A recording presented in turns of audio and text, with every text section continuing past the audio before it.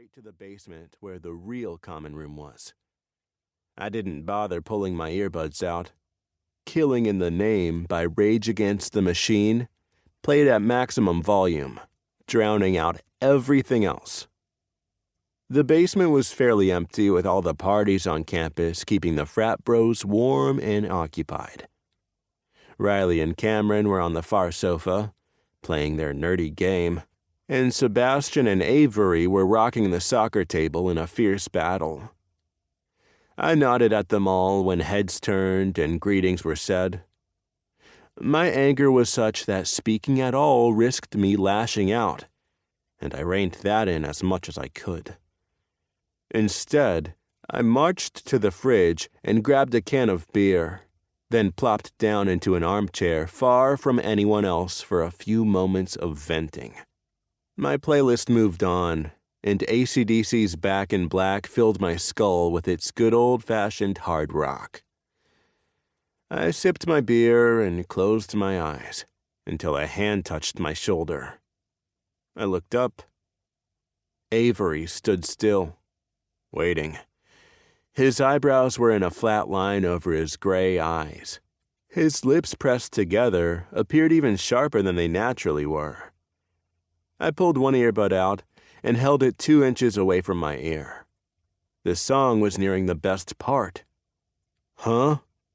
Who do I need to kick in the balls?" he asked. "That crone wallaby," I muttered.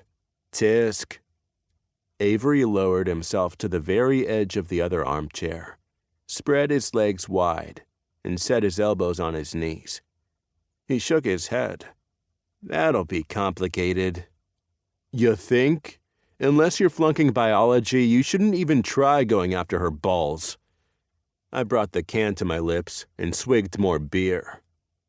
It tickled my mouth and left a bitter aftertaste, as if I needed more reasons to snarl. Avery blinked, which was his equivalent to laughing his ass off. "Have you talked to her?" "This morning," I said. And when he was silent, I proceeded to tell him, and all the others in the basement, how that had gone down. Basically, Wallaby had invited me into her office to tell me I needed to get my act together. The overdue papers last semester had been half the reason I had failed. In her words, it was lucky that she was offering the same course this semester, so I could retake it and earn my credits, but I needed to start putting in the bare minimum, Mr. Price, I shrilled in Wallaby's voice. "Okay, that's a shit impression. Don't do that again." Avery remained deadpan. "About that ball kicking?" I reminded him. "Do your own, asshole." "I'll pass. So, what happened next?" He folded his hands together and held my gaze without blinking. I snorted. "What happened next? Yes, ma'am. Of course, ma'am." And I was out. "She didn't tell you how to actually put that bare minimum in, huh?" Avery asked. I shook my head, pulling the other earbud out because I had totally lost my concentration. "I guess there's no hope for me at all, boys." "There is." Avery was short and to the point as ever. "You fail again, you take the summer session. There are options."